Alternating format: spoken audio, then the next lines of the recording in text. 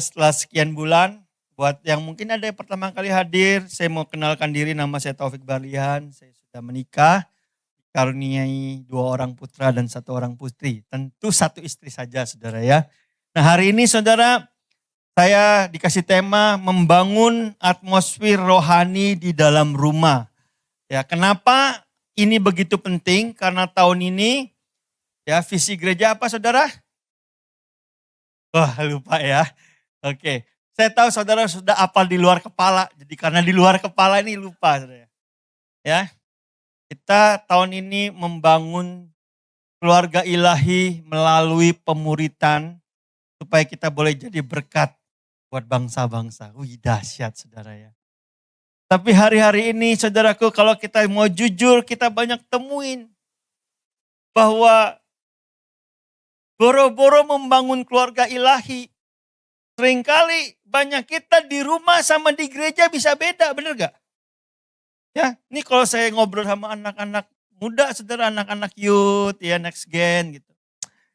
Wah, papa mama mah di ibadah sama di rumah lain. Iya kan?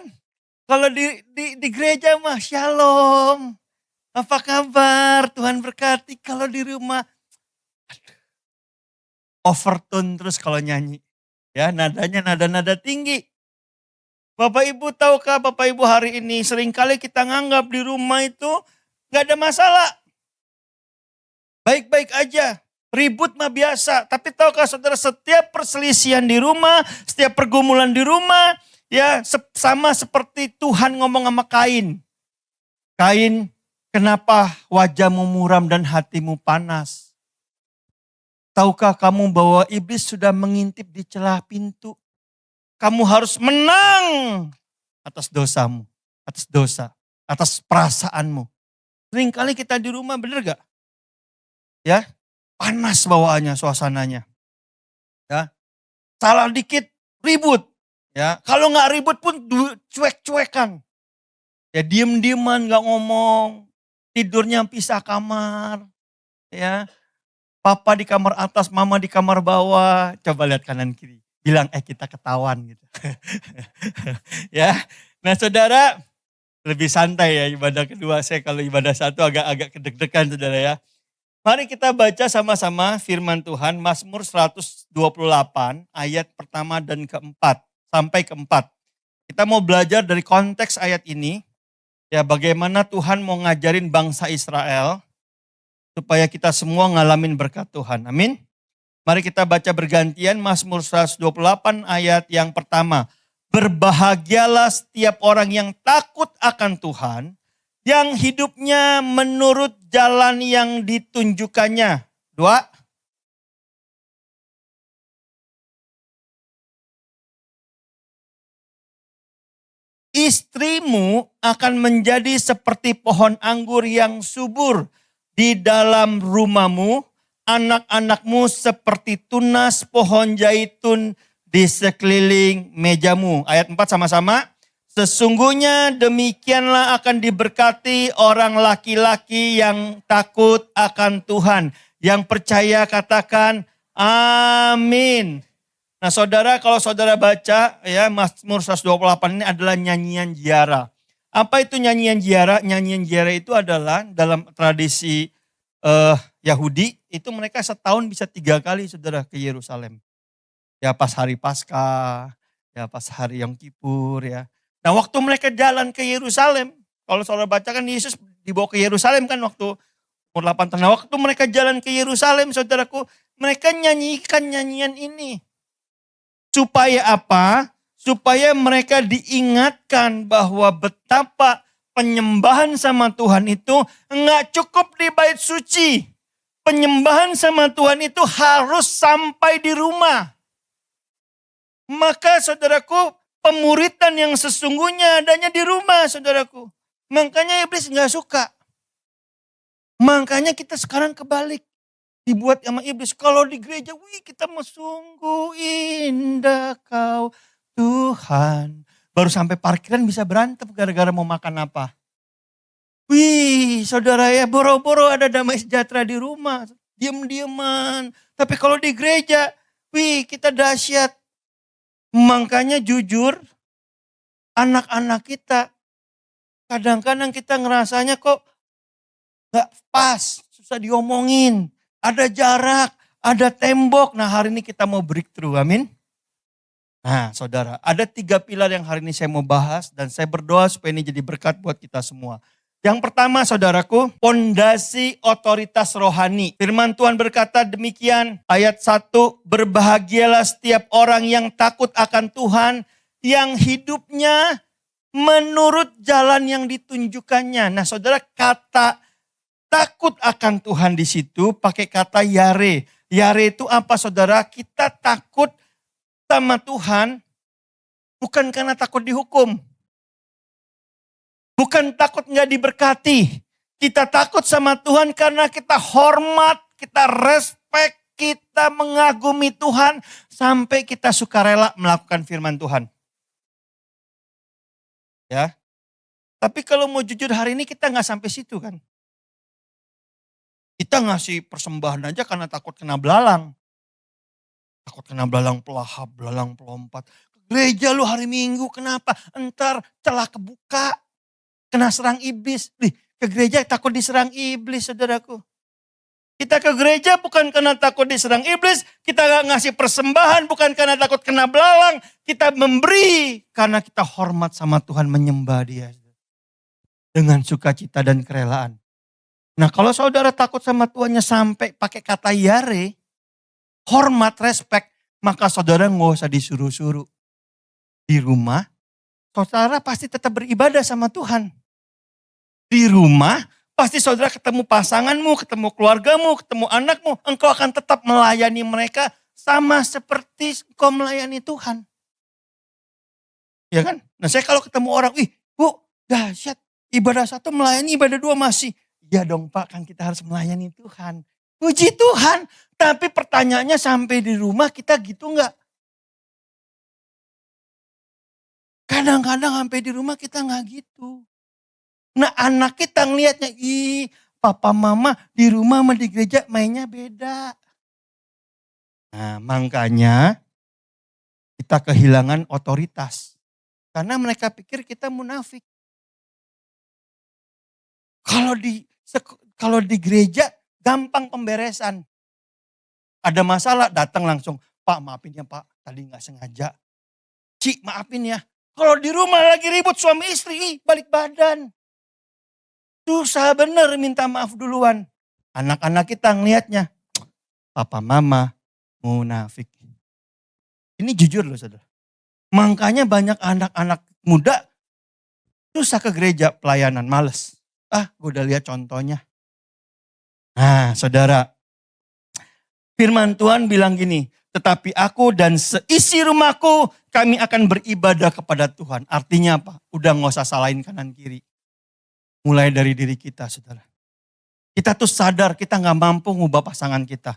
Kita tuh sadar kita gak mampu ngerubah istri kita. Istri-istri tuh sadar gak mampu ngerubah suami. Mari kita mulai dari diri kita sendiri. Saudara, waktu kita mulai dari diri kita sendiri. Waktu kita datang sama Tuhan, kita bilang Tuhan, aku yang gagal. Aku sebagai suami gak bisa cover istri. Aku bertobat Tuhan. Tuhan, aku mau belajar bawa istriku kepada Tuhan. Istri bilang, Tuhan, aku yang salah Tuhan. Aku harusnya jadi penolong, bukan perongrong. Ampuni aku Tuhan. Tuhan ampuni aku kalau aku harusnya tulang rusuk. Tapi aku ambil alih jadi tulang punggung. Makanya kena saraf kejepit, saudara. Tulang rusuk jadi tulang punggung. Tuhan aku mau jadi wanita yang gak dominan. Aku belajar untuk menjadi Maria. Aku belajar untuk menjadi wanita yang support suami. Enggak jadi Isabel. Ya, tahu Isabel saudaraku? Nah, haleluya. Yuk mulai dari diri kita sendiri, amin. Hari ini saya khotbahnya saudara sama Next Gen. Tuh, nyambung sama ini. Ini saya bahas dari sisi orang tua, nanti di Next Gen saya bahas dari sisi anak-anak. Nah berikut saudaraku, ya pilar yang kedua apa? Menjaga atmosfer pasangan. Tahukah saudara, ya ayatnya berkata gini saudaraku, istrimu akan menjadi seperti pohon anggur yang subur di dalam rumah Tuhan. Istri-istri ada amin? Amin saudara. Nah saudara, di Timur Tengah, pohon anggur adalah lambang sukacita, kebahagiaan, dan keteduhan. Namun kata di dalam rumah, artinya sukacita istri bersumber dari bagaimana dia diperlakukan di dalam rumah. Makanya saudara, ya, saudara, kita suami-suami nih ya. Saya ngomong suami dulu, saya mewakili diri saya, suami. Kadang-kadang kita kalau ada apa-apa kan suka salahin. Mama gimana sih ngurus anak? Papa kan udah kerja capek, banting tulang, banting setir, banting pintu. Mama gimana? Padahal saudara, kata kepala itu bahasa aslinya kepale, sumber. Jadi bagaimanapun kondisi rumah, suami pegang peranan penting. Amin. Makanya saudara jangan heran, waktu Hawa makan buah, yang ditanya sama Tuhan siapa? Hah? Adam. Kenapa? Karena Adam ada di situ, Adam gak berbuat apa-apa. Seringkali kita suami-suami kita udah capek kerja di luar, waktu di rumah kita gak mau ngapa-ngapain lagi. Capek, pansi sudah. Di rumah kita main remote, pencet-pencet. Ya kan, ganti-ganti channel. Kalau gak kita scroll-scroll ya. Kita males ngapa-ngapain. Makanya banyak pria berdosa bukan karena apa yang mereka kerjakan, tapi apa yang mereka nggak kerjakan. Itu loh. Giliran anak datang, "Pak, makan." Kira-kira papa jawabnya? Nggak ada yang tahu ya. Ibadah di jembatan 2, jembatan 5 tahu loh. "Pak, makan." Langsung mamanya bilang, "Pak, pergi." Kok Cinci tahu? Tahu lah Pak. Gitu jawabnya. Ya di jembatan 5 tadi. Ya semua Kapan papa nggak Kapan Ci suaminya nggak Kalau pas anak minta uang sekolah. Pak, uang sekolah. Uang lagi. Lu pikir cari duit gampang? Hati-hati loh. Pakai duit yang bener. Ya, dari kecil papa gedein. Ya udah gede mesti pinter cari duit. Ya Pak, aku pergi ya Pak. Lagi saudara. Jadi anak kita gak belajar banyak dari bapaknya. Dia belajarnya dari orang luar. Orang luar ngajarin dia gak benar, dia jadi gak benar. Kenapa? Di rumah gak dapat kebenaran. Nah saudara, mari suami-suami. Ya waktu kita memperlakukan istri kita. Ya Ed Cole bilang gini, cara terbaik seorang suami mengasihi anak-anaknya dengan cara mencintai istri. Saudara, perlakukan istrimu baik. Istrimu, saudaraku, akan jadi buah anggur sukacita di rumah. Amin. Sebaliknya istri-istri, hari ini saya mau kasih sedikit. Saudara itu ditentukan untuk jadi sukacita. Kalau suami pulang ke rumah gitu capek badan habis kena macet. Ya gara-gara bangun jalan layang di sana sini macet kan. Begitu pulang ketemu istri-istrinya bilang gini, "Pak, capek, mau dipijit gak?" Weh, kok senyumnya lebar banget. Ya. Ya, "Pak, mau ngopi gak?"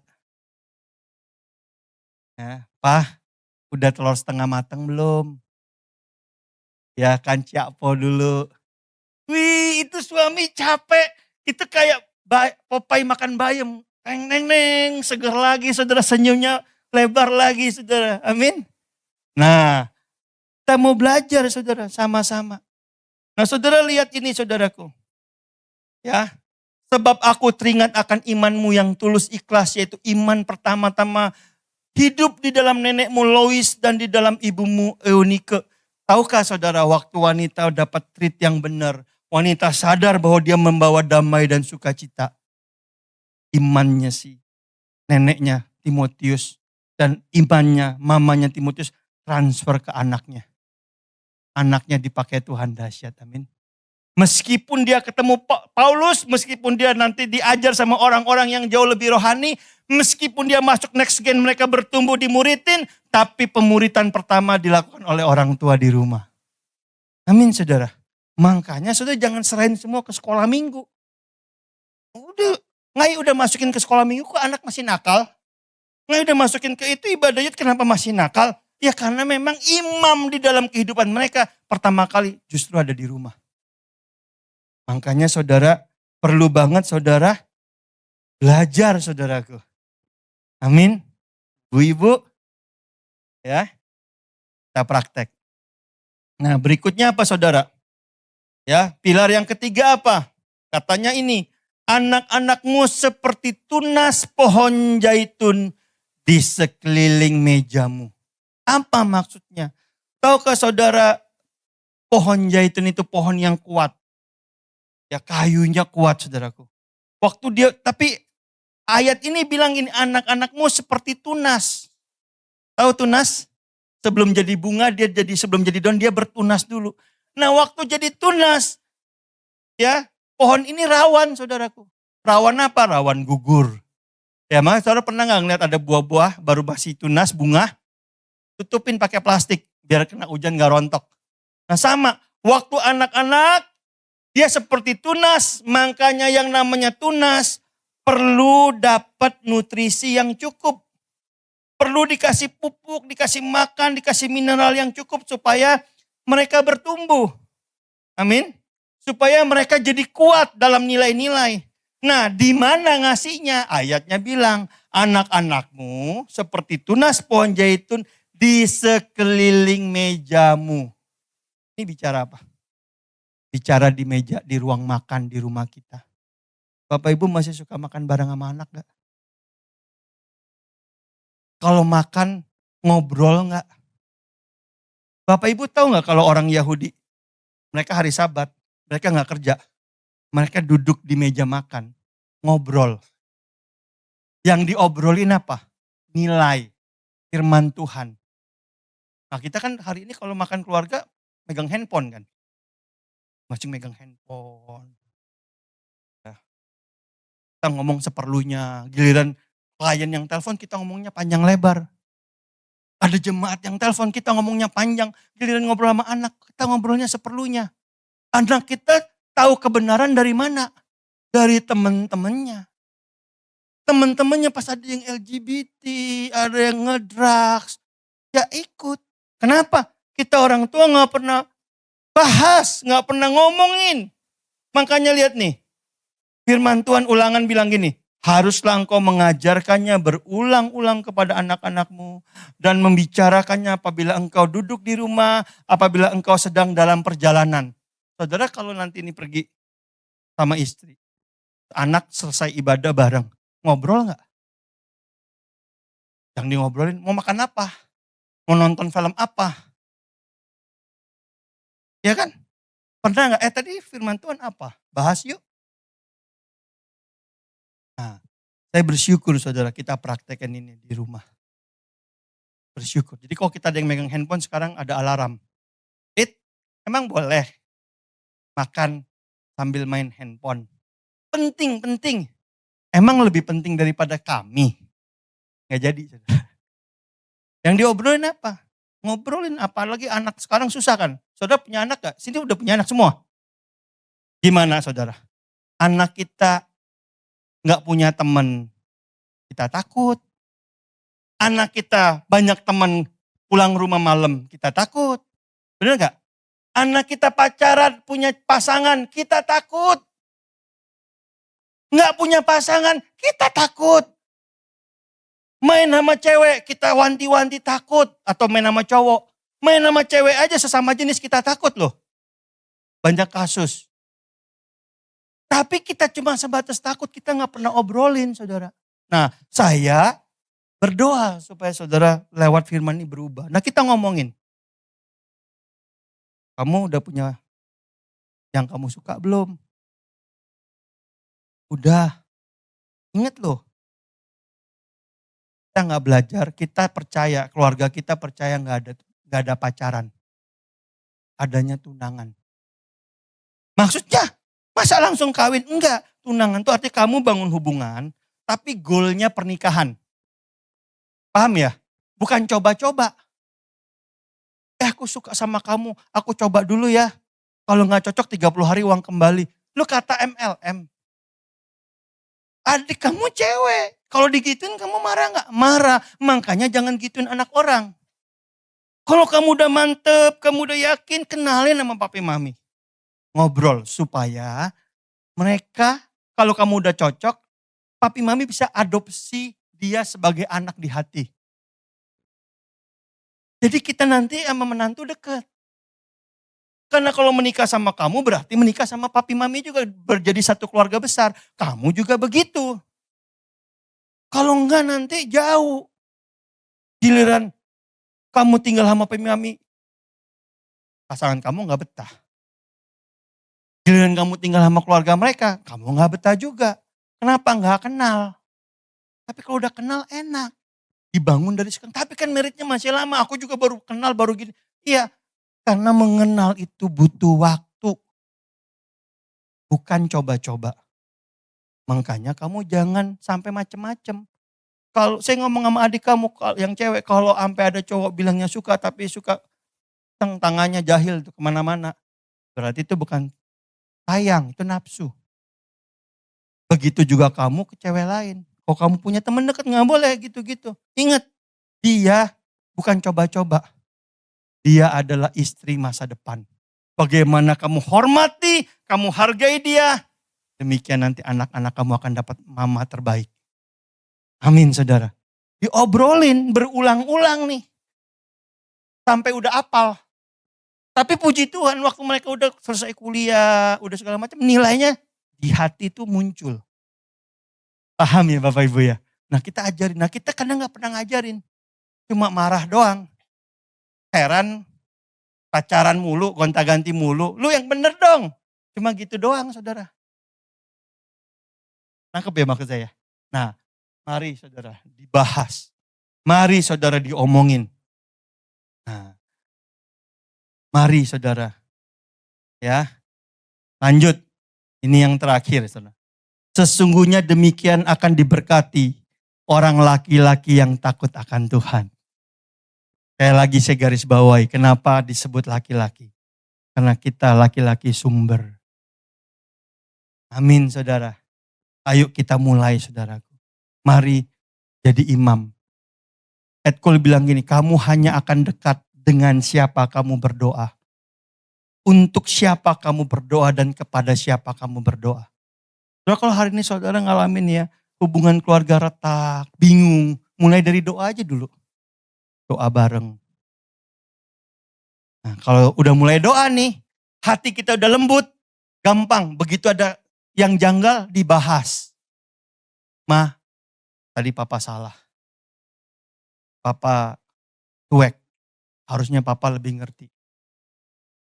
Harusnya papa dengerin mama ngomong sampai selesai baru ngomong. Baru kasih masukan, baru bales. Mama bilang, "Pa, sorry ya, aku nadanya tinggi.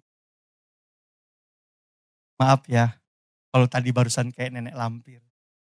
Maaf ya, papa, mama salah terlalu banyak ngatur papa." Iya, doa bareng. Itu anak lihat saudaraku. Wah, hidupnya diberkatin. Makanya anak bapak, ibu akan bilang gini, aku kalau mau punya pasangan, aku pengen yang kayak papa. Kenapa? Sama mama sayang banget. Ya, yang cowok bilang, aku kalau punya pasangan, pengen yang kayak mama. Kenapa? Mama tuh sabar. Gak pernah marah, suka doain papa. Wih, kita jadi teladan, amin. Jadi anak kita punya standar.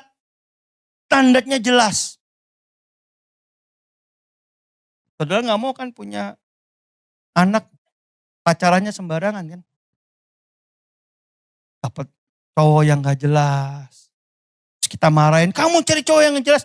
Papa juga gak jelas. Lah kan kacauan. Kamu cari cowok, kami cari cewek jangan kayak gitu ya. Lah mama juga sama. Mama juga gitu. Lah kan ngeri. Nah saudara, hari ini kita mau datang sama Tuhan. Sekarang saudara, kondisi saudara gimana? suami istri. Ada nggak hal-hal yang gantung? Karena kita tuh udah nikah lucu saudara. Masalah gede, masalah kecil kita suka jadiin gede. Bener gak? Ribut-ributnya masalah-masalah kecil kan? Tapi masalah gede, suka kita anggap gak ada. Kita anggap gak ada. Nanti kalau udah lama, tau-tau kesenggol dikit, meledak, marah. Karena masalahnya disimpan. Nah siang hari ini saudara, Yesus bilang gini,